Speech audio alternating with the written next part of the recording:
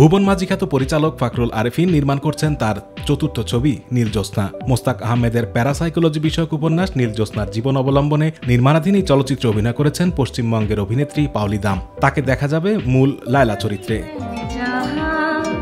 বুধবার কলকাতার ডিকালক ম্যানেজমেন্ট সেন্টারে পাওলির সঙ্গে আনুষ্ঠানিক চুক্তি করেন নির্মাতা ফাকরুল আরেফিন খান। এই ছবিতে প্রধান নারী চরিত্র লায়লার ভূমিকায় দেখা যাবে এই নায়িকাকে। তবে পাওলির বিপরীতে কে থাকছেন তা এখনও চূড়ান্ত হয়নি। নির্মাতা জানিয়েছেন, লায়লার চরিত্রের বিপরীতে দেশের একজন অভিনয় শিল্পীকে তিনি নির্বাচিত করবেন। খুব শিগগিরই তা চূড়ান্ত করে জানানো হবে।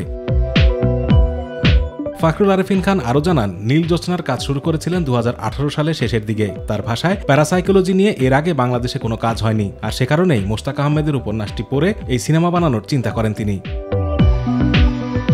এরপর 2019 সালে করোনা এবং আমার জেকে 1971 সিনেমার কারণে কাজটি বন্ধ ছিল। এরপর আবারও শুরু হয় এই ছবির কাজ।